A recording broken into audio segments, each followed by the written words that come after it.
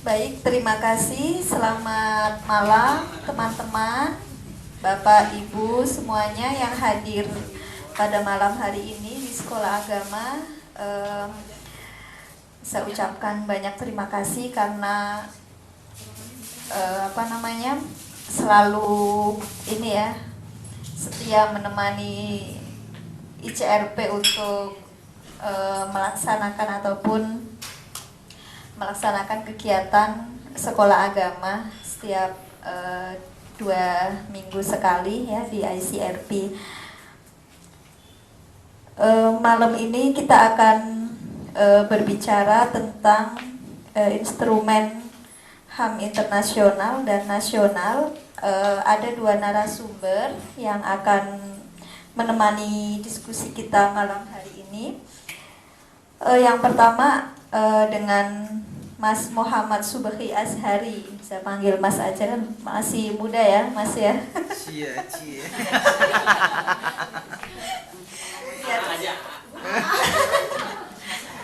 AA aja. Kita ditemani dengan Mas Muhammad Subhi Azhari. Ternyata saya juga baru tahu tempat tanggal lahirnya di Lombok. Wah, bisa ikut ke sana nih, bisa sebagai guide untuk promosi tempat-tempat rekreasi di sana. Jabatan sekarang sebagai anggota Des KBB Komnas HAM. Alamat di Sawangan Depok. Pendidikan terakhir UIN Jakarta dan pengalamannya sebagai peneliti The Wahid Institute, kemudian peneliti lepas juga ya, Yayasan Intersepsi. Kemudian pernah belajar juga di Switzerland tahun 2011.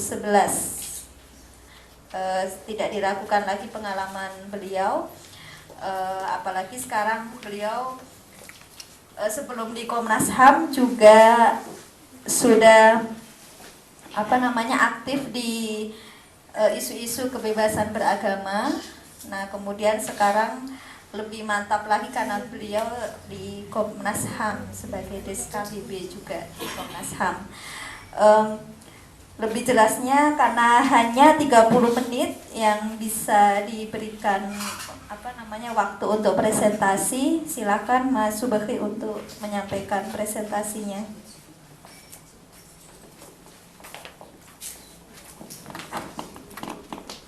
Terima kasih Mbak Atik. Assalamualaikum warahmatullahi wabarakatuh. Waalaikumsalam. Salam sejahtera untuk kita semua. Selamat sore. Kenapa? Begini.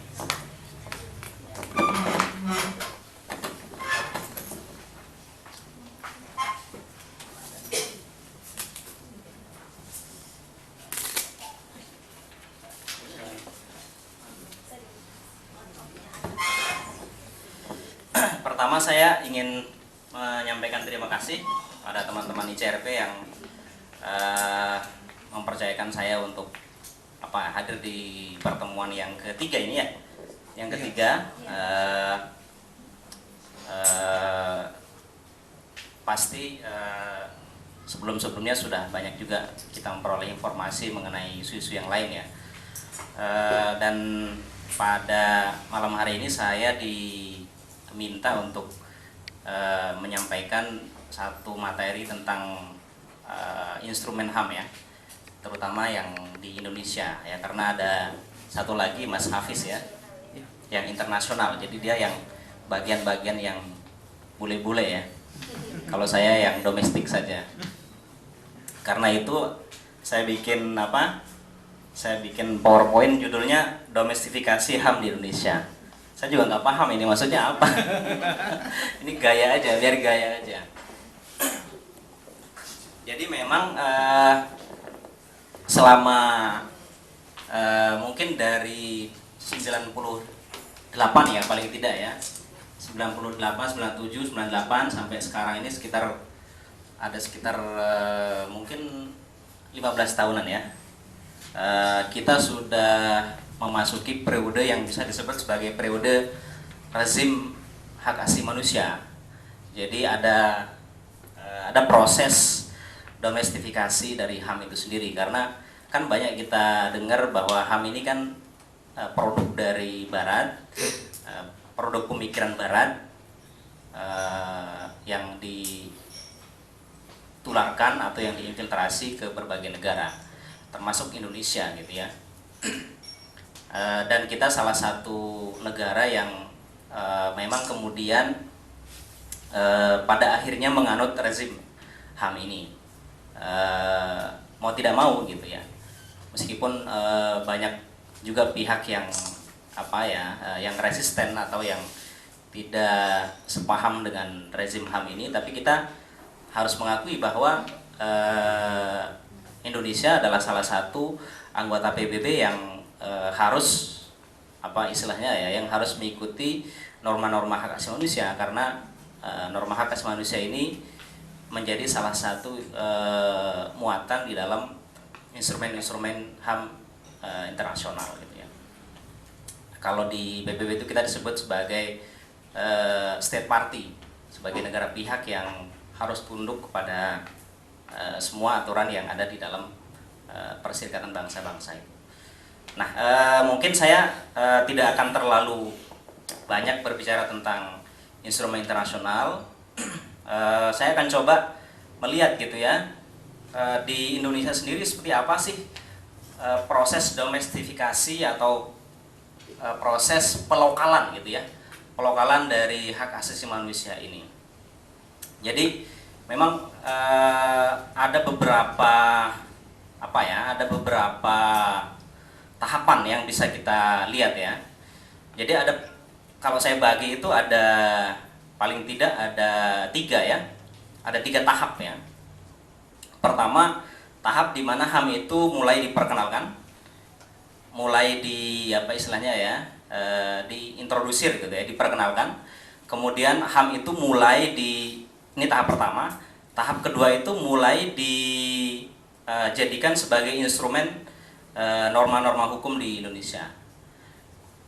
Ini tahap kedua. Nah, tahap ketiganya yang kemudian sedikit kita sebut sebagai langkah mundur, karena HAM ini kemudian kembali dipertanyakan, mulai dipertanyakan gitu, diragukan lah keabsahannya untuk diterapkan di Indonesia. Nah, tahap ketiga ini yang sekarang kita lalui ya, paling tidak sejak 2004-2005 ya. Ini HAM ini sudah mulai dipertanyakan, bahkan banyak yang sudah mulai menggugat gitu ya. Nggak usah kita pakai nilai-nilai lokal saja gitu ya. Ya, coba mungkin kita bisa lihat dari proses itu. Yang pertama mungkin kita bisa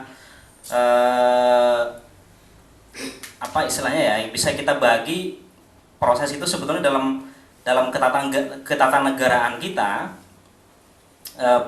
Pengenalan terhadap hak asasi manusia ini sudah terjadi. Kalau kita lihat dari sini misalnya, itu memang sudah terjadi sejak 98 ya. Sejak 98 dan sampai sekarang itu kita sudah mempunyai ada 4 rencana aksi hak asasi manusia Indonesia. Rencana aksi ini apa sebetulnya? Rencana aksi ini adalah rencana aksi yang dilakukan oleh pemerintah, yang kemudian dalam prosesnya selama 5 tahun itu diperbaharui. Jadi setiap 5 tahun kita mempunyai semacam rencana kerja gitu ya, rencana aksi, rencana kerja hak asasi manusia. Nah, dari 98 sampai sekarang kita sudah punya 4 rencana aksi HAM. Yang pertama itu 98 ini berarti sampai 2003 ya.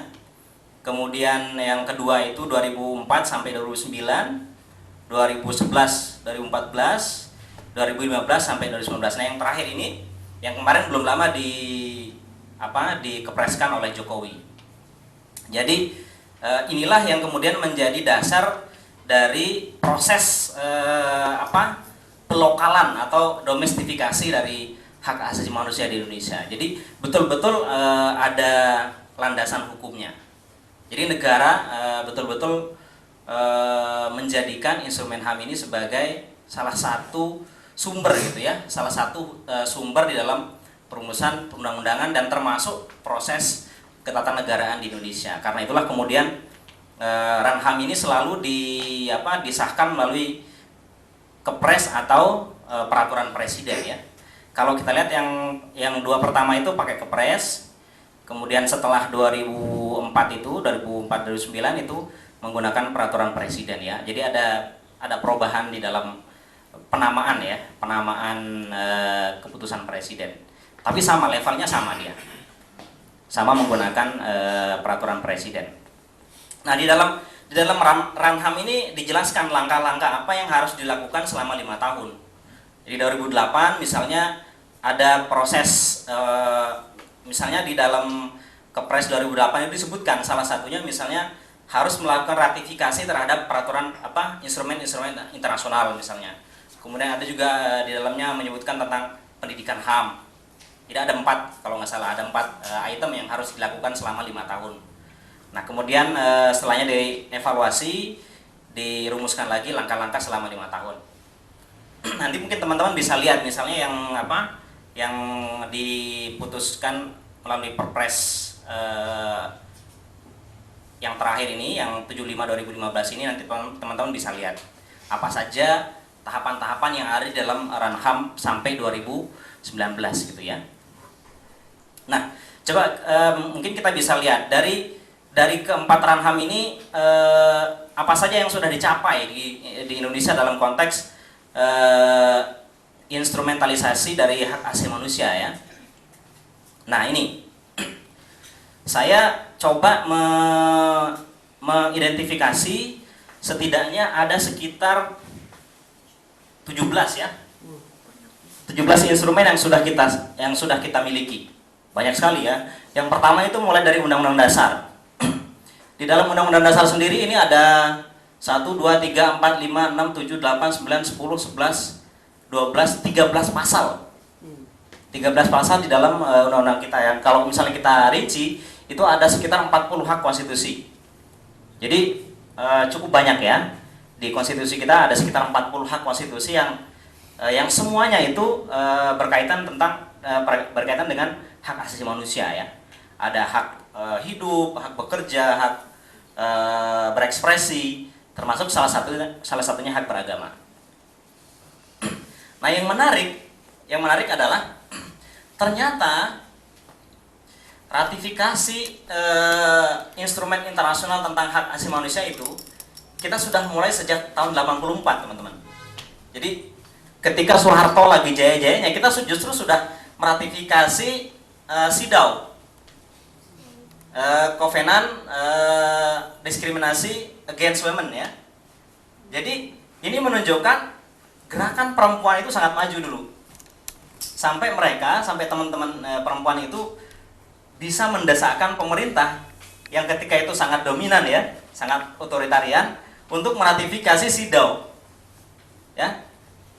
Covenant untuk melawan diskriminasi terhadap perempuan. Jadi sejak 84 itu sudah diratifikasi. Itu melalui undang-undang bahkan ya. Nah, kemudian yang kedua yang diratifikasi adalah ini juga masih di rezim Soeharto ya. Ini CRC ya. Tentang anak ini. Jadi Covenant Right of Children. Jadi hak-hak anak. Ini sudah diratifikasi juga pada masa Soeharto ini. Nah, ketika Soeharto jatuh, tahap pertama yang memang didesakkan waktu itu adalah memasukkan hak asasi manusia di dalam konstitusi.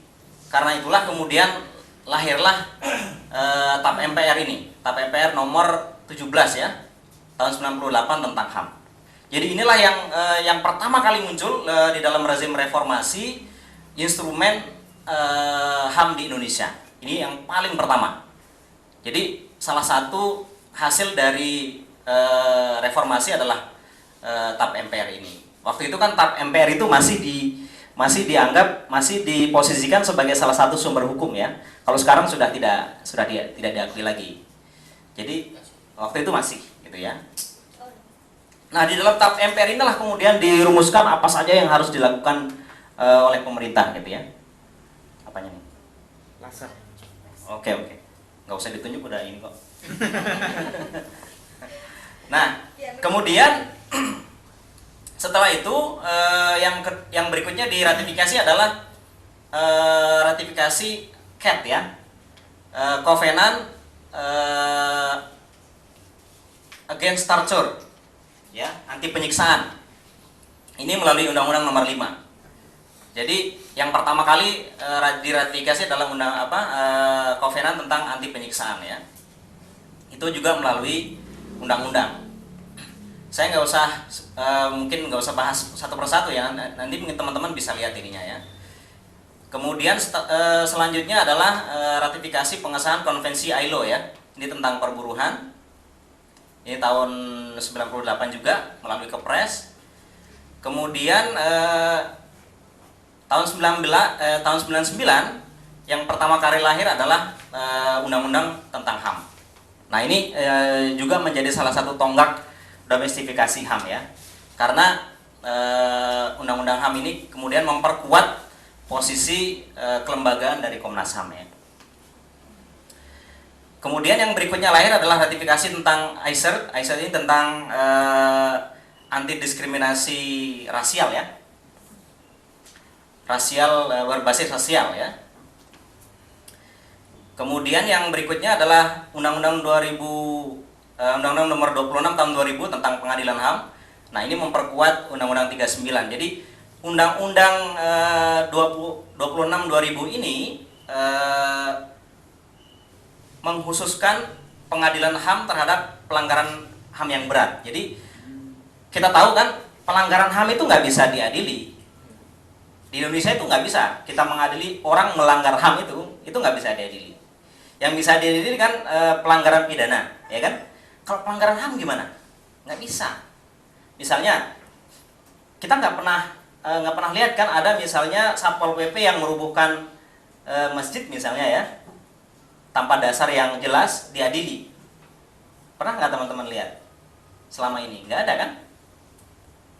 Karena memang tidak ada instrumen hukum yang bisa digunakan untuk menjerat atau mengadili pelanggar HAM.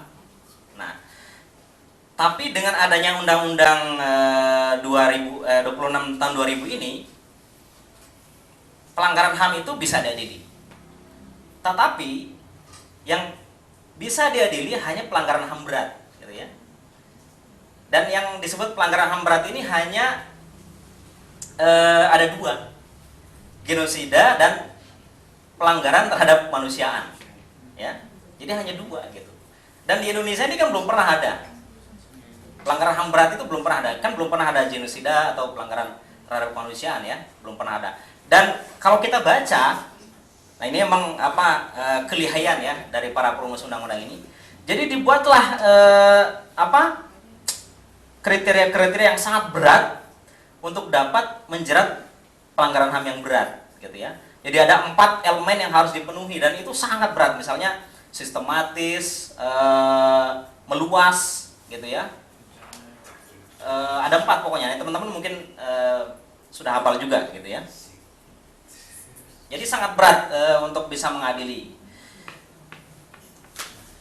Nah, berikutnya ada Undang-Undang Nomor 11 2005 tentang ratifikasi ICERS. Ini tentang Covenant Hak Ekonomi Sosial dan Budaya ya. Itu bersamaan dengan lahirnya Undang-Undang ratifikasi tentang ICCPR, Covenant Hak Sipil dan Politik. Kemudian setelah itu lahir Undang-Undang 40. Undang-Undang 40 2008 tentang penghapusan diskriminasi ras dan etnis. Nah, Undang-Undang 40 ini menurut saya ICRP salah satu yang terlibat juga ya. Terlibat dalam proses ini ya. Nah, apakah jadi korban atau jadi itu urusan lain ya. Pokoknya ICRP termasuk salah satu yang terlibat lah dalam perumusan undang-undang ini. Jadi salut telah untuk ICRP ya. 99 ya. Yang mana? Diskriminasi rasial. Iya. Nah, kemudian berikutnya lahir Undang-Undang 9 2012 tentang penghapusan tentang pengesahan opsional protokol konvensi hak anak ya. Ini kelanjutan dari yang tadi di atas itu apa, yang CAT itu ya. Jadi ada beberapa protokol yang harus diratifikasi, ada banyak ya. Tapi yang diratifikasi oleh kita baru 2, yaitu yang pertama ini tentang, kalau nggak salah tentang, dia khusus tentang pekerja anak kalau nggak salah ya. Kemudian yang kedua ini pelibatan anak di dalam konflik. Jadi opsional protokolnya. Kemudian yang berikutnya adalah Undang-Undang Nomor 397 tentang Pengadilan Anak. Nah ini memang diatur supaya di dalam pengadilan anak itu tidak boleh ada pelanggaran HAM ya. Karena itulah kemudian kalau kita lihat sekarang pengadilan anak itu kan dia khusus ininya ya. Format pengadilannya kan khusus, nggak sama dengan model pengadilan umum ya. Bahkan dia lebih tertutup ininya ya, apa istilahnya ya, proses peradilannya lebih tertutup. Seperti misalnya kasus peradilan Yuyun ya, itu karena ada beberapa yang masih anak-anak, jadi dia betul-betul melalui proses peradilan yang tidak biasa, yang berbeda gitu ya. Kemudian nah ini sama nih yang apa, yang berikutnya ini yang nomor 16 ini, Undang-Undang 11 2012 tentang sistem peradilan anak. Nah yang terakhir yang saya identifikasi adalah Undang-Undang 35 2014 tentang perubahan Undang-Undang 23 tentang perlindungan anak. Jadi kalau kita lihat memang apa, secara garis besar, jadi ada beberapa klaster ya, ada beberapa klaster instrumen yang sudah kita ratifikasi. Yang pertama tentang anak, kemudian yang perempuan, kemudian yang sifatnya umum itu rasial dan etnis, dan yang khusus ya, yang khusus rasial dan etnis gitu ya. Jadi yang sifatnya khusus gitu ya. Kalau yang undang-undang HAM dan segala macam itu kan dia bersifat lebih umum. Jadi semua sebetulnya semua elemen ya. Nah, selain instrumen, domestifikasi HAM ini juga kita temukan dalam proses ini. Jadi ada beberapa hak yang di dalam konstitusi kita maupun di dalam undang-undang ini yang sama sekali tidak boleh dikurangi sebetulnya. Yang sudah kita akui nggak boleh dikurangi. Yang disebut sebagai non-derogable right ya. Pertama, hak untuk hidup, hak untuk tidak disiksa, hak kemerdekaan pikiran dan hati nurani, hak beragama, hak untuk tidak diperbudak, hak untuk diakui sebagai pribadi di hadapan hukum, dan hak untuk tidak dituntut atas dasar hukum yang berlaku surut. Nah ini sebetulnya semua hak ini, baik di dalam Undang-Undang Dasar maupun di dalam Undang-Undang HAM, itu diakui sebagai hak yang tidak boleh dikurangi. Karena itulah misalnya hak untuk hidup ini sebetulnya nggak boleh dikurangi. Nggak boleh sebetulnya di Indonesia ini ada hukuman mati, ya kan? Nggak boleh, karena kita sudah menganggap hak untuk hidup itu adalah hak non-derogable, nggak boleh dikurangi. Begitu juga hak beragama. Jadi hak beragama dalam arti internum ya, hak internum gitu ya, itu sebetulnya nggak boleh sama sekali dikurangi.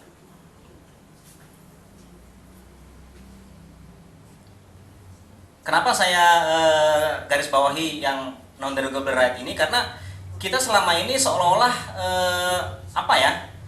mengabaikan gitu ya, seolah-olah mengabaikan hak-hak ini. Jadi kita sudah jadikan ini sebagai sebagai landasan bahwa ada beberapa hak yang nggak boleh dikurangi, tetapi kita masih melakukan itu. Ya, negara kita masih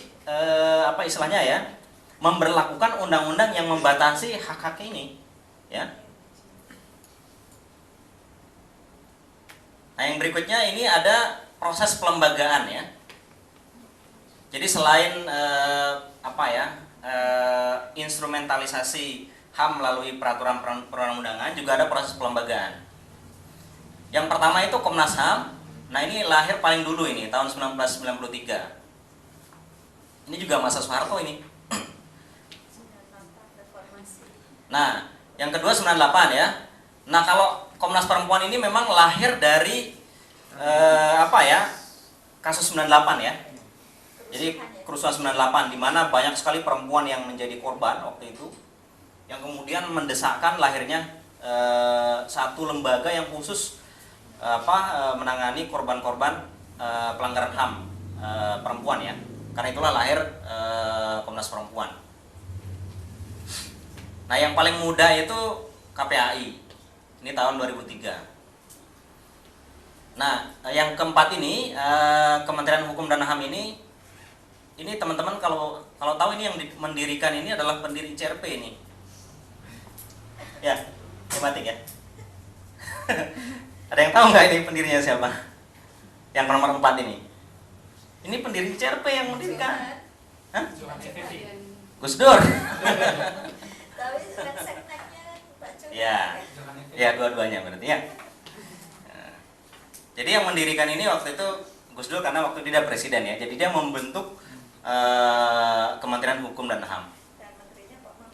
Dan menterinya Pak Mahfud ya. Dan Mensesneknya Pak Johan ya. Ya. Nah, ini beberapa contoh instrumen yang tadi saya sebut justru malah menghambat ya, bertentangan dengan undang-undang itu sendiri, bertentangan dengan HAM itu sendiri. Misalnya di dalam undang-undang dasar kita ada satu pasal yang selama ini justru menjadi problem ya, terutama yang saya garis bawahi ya. Memang begini. Jadi banyak yang salah paham bahwa HAM itu sesuatu yang katanya nggak boleh dibatasi ya. Sebetulnya HAM itu bisa dibatasi, sangat bisa dibatasi. Tapi pembatasannya itu betul-betul harus ketat dan ada beberapa prasyarat yang harus ditempuh ya. Jadi yang boleh dibatasi dari pelaksanaan HAM itu adalah di dalam melaksanakan atau menjalankan hak dan kebebasan ya. Jadi aspek eksternum, aspek pelaksanaan atau aspek implementasi dari HAM itu sendiri. Misalnya hak beragama yang tadi yang tidak boleh dibatasi sama sekali itu adalah internumnya. Kalau teman-teman misalnya meyakini agama ini yang paling benar, maka itu nggak boleh dibatasi. Tapi kalau teman-teman misalnya sudah mengaplikasikan keyakinan itu menjadi satu perbuatan yang sifatnya eksternum, itulah yang bisa dibatasi. Tapi dalam pembatasan yang dirumuskan di Undang-Undang Dasar kita, itu ada satu aspek pembatasan yang di dalam instrumen internasional itu nggak ada, yaitu pembatasan menggunakan pertimbangan nilai-nilai agama. Nah, ini betul-betul kreativitas dari Indonesia ini. Ini kreatif banget kita itu. Jadi ya kan? Kalau yang lain-lain misalnya soal pemenuhan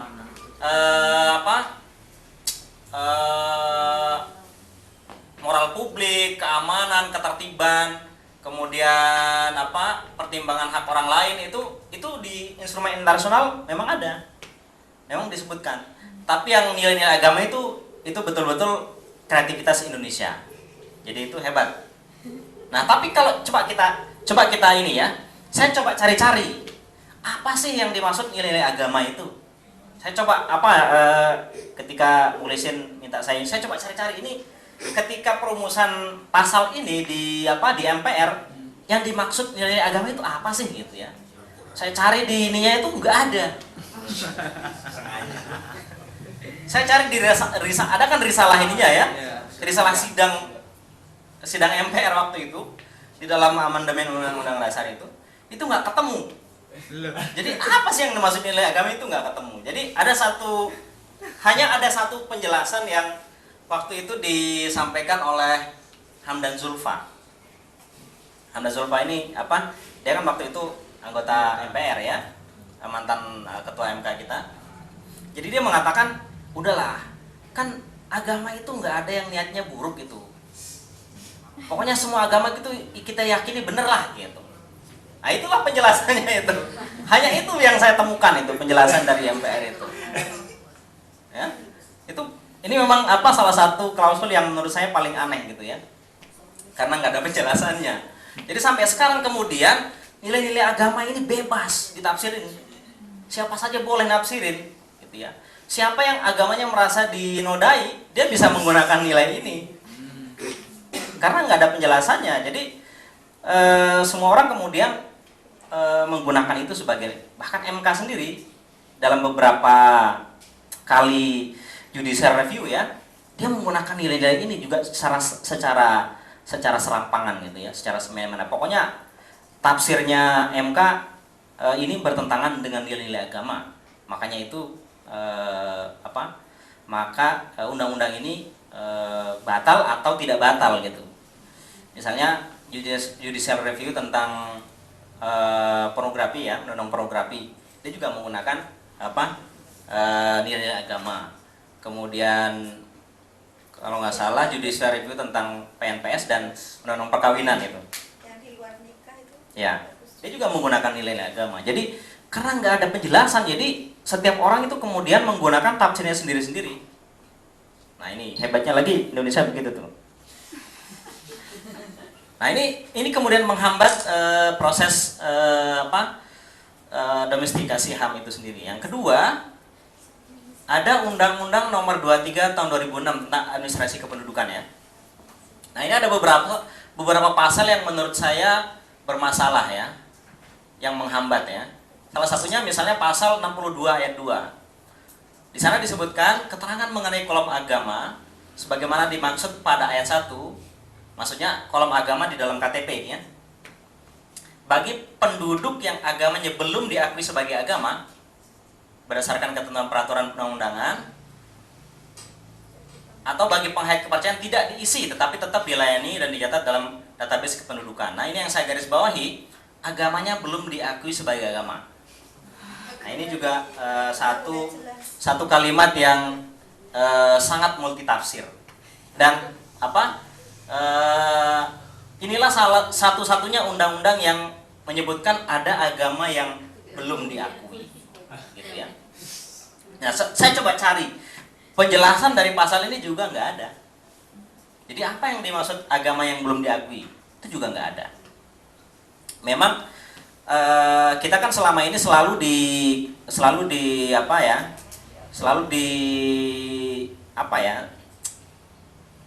bahwa di Indonesia itu ada agama yang diakui, ya kan?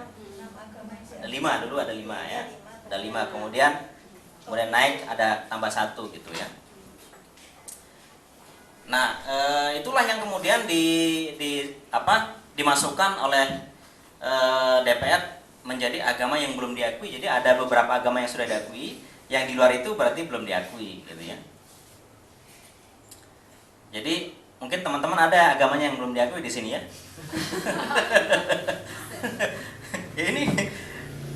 Jadi kalau agamanya belum diakui itu KTP-nya harus kosong. Jadi nggak boleh muncul nama agamanya itu. Strip. Jadi Bapak agamanya apa? Strip gitu ya. Jadi ada agama strip. Nah, tapi kalau kita, ini kan sepele ya, soal KTP sepele gitu ya. Tapi dampaknya itu kemana-mana. Dampak dari strip itu kemana-mana. Dianggap ateis, kemudian dalam pelayanan publik itu pasti itu berbeda. Pasti dibedain itu. Pendidikan itu pasti, pekerjaan gitu ya. Itu pasti. Misalnya terakhir kita dapat pengaduan dari Sumatera Utara. Jadi ada salah satu anak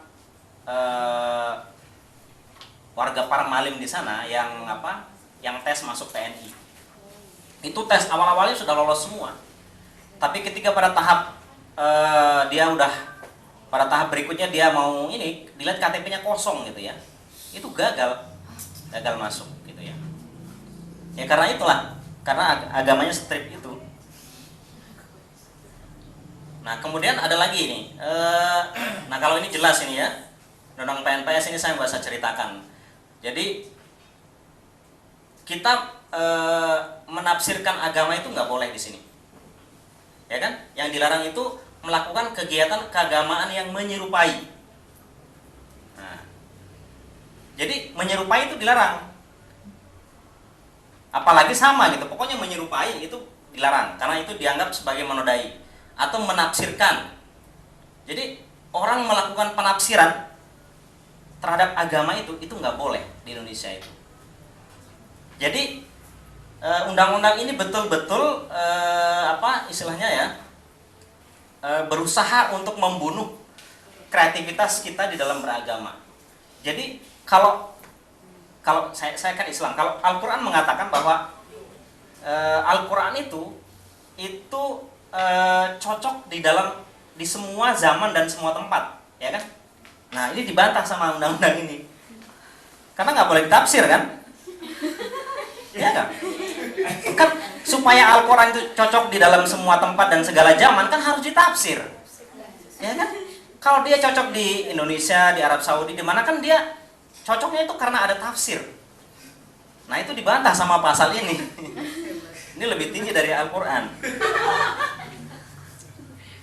Nah, kemudian ada lagi nih. Nah ini sama nih. Pasal 156A KUHP. Pasal ini ceritanya ini memang diperintahkan untuk dimasukkan ya di dalam KUHP oleh ini nih. Oleh PNPS ini. Jadi salah satu pasal ini di bawah sini itu memerintahkan agar memasukkan pasal ini di dalam KUHP. Nah ini juga sama. Jadi yang dilarang itu penyalahgunaan atau penodaan terhadap suatu agama. Nah siapa yang bisa menentukan ada penyalahgunaan atau penodaan agama?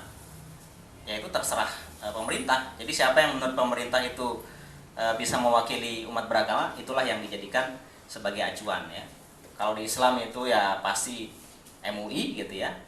Kalau di Kristen itu ya mungkin PGI. Kalau di Katolik itu ya mungkin KWI gitu ya. Jadi pokoknya ada proses apa istilahnya ya, kooptasi agama melalui majelis-majelis itu. Dan itu ada dasar hukumnya yaitu ini pasal 156A ini. Nah apalagi misalnya nanti akan ada undang-undang PUB itu juga akan mengesahkan majelis agama. Jadi salah satu tugas majelis agama di dalam RUU PUB itu adalah menentukan agama aliran yang menodai, sesat atau tidak sesat. Itu salah satu tugasnya. Itu makin kuat lagi. Ini tambah lagi dia. Nah, ada lagi nih. Undang-Undang Nomor 16 2004 tentang Kejaksaan RI. Jadi, jaksa itu kan ada banyak tugasnya ya. Salah satu tugasnya adalah mencegah penyalahgunaan dan atau penodaan agama. Nah, inilah yang kemudian menjadi dasar bagi kejaksaan untuk membentuk lembaga yang namanya Bapor Pakem ya. Jadi kejaksaan sendiri itu punya tugas untuk mengawasi kalau misalnya, makanya karena itu misalnya di daerah itu ada pakem itu. Pakem itu kan isinya kejaksaan, ada kepolisian, ada bahkan ada MUI juga di situ ya. Nah, yang kemudian berikutnya adalah SKB ya. SKB tentang rumah ibadah. Nah, di dalam SKB ini yang menurut saya bermasalah adalah dukungan masyarakat setempat paling sedikit 60 orang yang disahkan oleh kepala desa untuk menjadi salah satu prasyarat pendirian rumah ibadah. Kenapa saya mengatakan ini bermasalah ya? Karena menggantungkan kewajiban negara untuk melayani publik dengan warga negara yang lain. Jadi kalau memang ada ini juga, ada bisa dibenarkan juga ya. Tapi dalam kasus dalam kasus rumah ibadah yang mana rumah ibadah ini adalah persoalan agama yang menjadi kewenangan pusat ya, artinya pemerintah pusat, ini diserahkan kepada masyarakat. Jadi masyarakat itu bisa mengatakan saya nggak setuju ada rumah ibadah di sini, saya setuju. Jadi dia bisa mengatakan setuju atau tidak setuju. Jadi kalau setuju pemerintah ikut, tapi kalau nggak setuju maka nggak boleh ada rumah ibadah di situ. Nah kalau ini udah banyak lah contohnya ya. Dan mencari 60 orang itu sulitnya bukan main. Susahnya minta ampun. Mencari 60 orang gitu ya. Apalagi kalau misalnya di Aceh itu 120. 2 kali lipat. 120. Ini kan kalau di daerah-daerah di luar Aceh ini. Kalau di Aceh itu 120. Ketika pemerintah di sana menerapkan syariat Islam, mencari orang 60 aja minta ampun susahnya. Apalagi 2 kali lipat gitu ya. Dan ini tidak hanya terjadi di daerah-daerah yang mayoritas Islam. Ya. Kesulitan untuk memperoleh dukungan masyarakat ini bukan hanya terjadi di daerah-daerah yang mayoritas Islam. Daerah-daerah timur misalnya yang mayoritasnya Kristen, mencari ini juga susah sekali, mencari 60 orang ini. Bahkan dalam salah satu advokasi yang kita lakukan, ada pengurus masjid yang bilang, jangankan 60 orang mas, gitu ya, 5 orang aja itu seperti menguras air di laut katanya. Itu saking susahnya ya, saking susahnya memperoleh yang namanya tanda tangan dukungan itu. Karena apa? Karena orang ada juga yang menganggap kalau saya ngasih dukungan nanti saya masuk neraka enggak gitu. Ya kan? Ada juga yang bilang begitu. Kalau saya menyetujui rumah ibadah orang lain gitu ya, yang bukan agama saya masuk surga apa? Saya masuk neraka apa enggak? Itu kan pertanyaan-pertanyaan yang sangat ideologis, dan kalau orang mengatakan dia enggak keyakinan dia mengatakan saya masuk neraka, dia nggak bakalan tanda tangan. Jadi bukan lagi soal pelayanan publik, ini sudah soal keyakinan gitu ya. Ya soal keyakinan gitu ya. Nah ini ada lagi nih yang SKB Menteri tentang Ahmadiyah ya. Ini juga sangat berbahaya. Jadi ada satu sekte di dalam Islam itu yang diatur sendiri di negara kita ini. Jadi khusus, kan selama ini kita memahami yang namanya peraturan itu kan mengatur semua warga negara, ya kan? Karena itulah prinsip undang-undang itu nggak boleh diskriminatif. Tapi di Indonesia ini ada satu peraturan atau satu kebijakan yang khusus mengatur satu sekte. Dan sekte ini kalau kita jumlahkan di Indonesia ini mungkin jumlahnya hanya 500.000 orang sampai 600.000. Saking istimewanya sekte ini. Ya kan? Ahmadiyah. Kalau di Indonesia, di luar kan besar. Ya di Indonesia ini kan. Saking istimewanya ini diatur oleh satu peraturan sendiri. Tapi bukan menjamin, membatasi justru. Jadi aturannya bukan malah memperkuat posisi Ahmadiyah, tapi justru malah sebaliknya. Jadi undang-undang atau peraturan ini adalah digunakan untuk sebetulnya ingin menghabisi ya, ingin memberangus keberadaan Ahmadiyah di Indonesia. Karena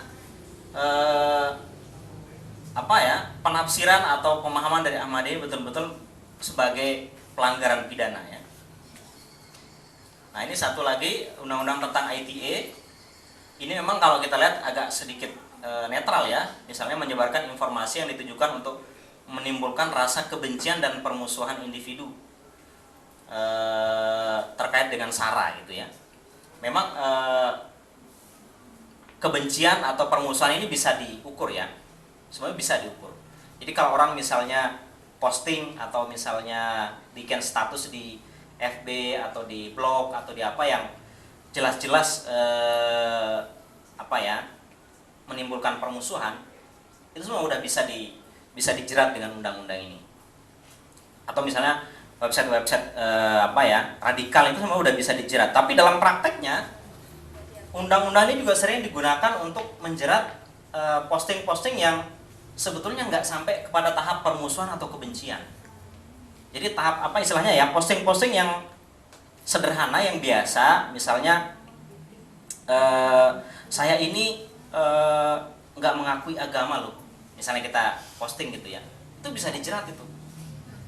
Saya ini meragukan agama, misalnya Islam ini saya ragu karena banyak terjadi kekerasan dan sebagainya, saya ragu Islam ini benar nggak sih, misalnya gitu ya, kita posting di sosmed kita, itu bisa dijerat dengan pasal ini. Dan itu sudah banyak contohnya ya. Salah satunya yang di Padang itu ya, Aan ya, Alexander Aan. Nah ini satu lagi yang menurut saya menjadi penghambat dari domestikasi HAM itu adalah perda-perda yang diskriminatif ya. Tahun 2012 itu ada 282 perda. Itu di 100 kabupaten itu meningkat dari tahun sebelumnya 189, ini menurut data Komnas Perempuan ya. Jadi saya pernah coba bikin semacam pemetaan ya. Jadi ada klaster ada kelompok-kelompok perda diskriminatif itu saya temukan ada 5. Ada 5 kelompok perda yang disebut diskriminatif. Yang pertama, perda-perda berkaitan dengan pembatasan keyakinan ya. Misalnya Pergub yang di Jawa Barat tentang Ahmadiyah, kemudian Pergub Jawa Timur tentang aliran sesat misalnya ya. Dan banyak sekali perda-perda di SK-SK Bupati misalnya yang pelarangan tentang Ahmadiyah itu saya kelompokkan ke dalam klaster perda-perda yang berkaitan dengan pembatasan keyakinan ya. Kemudian ada yang kedua, perda-perda yang berkaitan dengan keterampilan beragama. Misalnya ada perda tentang diniyah itu juga banyak yang diskriminatif ya. Kan ada perda tentang kewajiban baca tulis Al-Quran misalnya ya. Terus perda tentang mengaji misalnya. Itu yang saya sebut sebagai perda-perda tentang keterampilan beragama. Yang aneh karena ini hanya mengatur satu umat beragama saja ya. Harusnya kan kalau perda itu umum ya, tapi ini hanya umat beragama Islam saja yang diatur. Kemudian yang ketiga, kelompok perda-perda yang berkaitan dengan fashion ya. Ada perda tentang busana muslim ya. Fashion. Itu berkaitan dengan fashion itu. Fashion ya. Fashion. Kemudian ada perda tentang jilbab ya. Tentang jilbab itu juga ada. Jilbab halal ya. Sekarang ada jilbab halal. Itu yang ketiga ya. Yang keempat ada perda tentang tentang moralitas ya. Moralitas itu berkaitan misalnya ada perda tentang jam malam ya. Perempuan itu dilarang keluar jam 10 ke atas misalnya ya. Itu banyak sekali kita temukan. Misalnya kalau dulu yang paling terkenal itu kan di Tangerang gitu ya. Ada perda yang melarang perempuan itu di atas jam 9 ya kalau nggak salah ya. Kenapa dilarang ya? Karena kalau menurut perda itu perempuan ini adalah sumber kemaksiatan. Iya dong. Ya kan? Ya makanya itulah. Jadi itu yang miris gitu ya. Jadi banyak perda yang menganggap perempuan ini sumber kemaksiatan. Ayo lo. Jadi ini saya ingin mencoba memahami apa istilahnya ya, cara berpikir perda-perda itu. Jadi perda-perda ini menganggap perempuan ini adalah makhluk yang harus dibatasi gitu ya. Ya, karena kalau laki-laki itu nggak apa-apa, tapi kalau perempuan ini harus dibatasi. Kenapa dibatasi? Karena dia dianggap sebagai sumber kemaksiatan, gitu ya. Ini aneh sekali memang. Nah, ini udah terakhir. Nah, ini ada kesimpulan saya.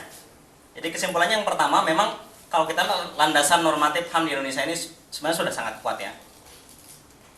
Tadi ada berapa tadi? 17 ya. Ada 17 instrumen. Tapi harmonisasi peraturan perundangan itu masih tidak konsisten, ya, baik di tingkat pusat maupun di daerah. Karena itulah saya menganggap periode yang tadi saya sebut ada 3 itu, periode pengenalan, kemudian instrumentalisasi, dan yang sekarang ini itu adalah proses titik balik di mana HAM itu mulai dipertanyakan atau mulai digugat ya. Terima kasih sudah diperingatkan. Batik. Mohon maaf kalau ada hal-hal yang kurang berkenan. Terima kasih.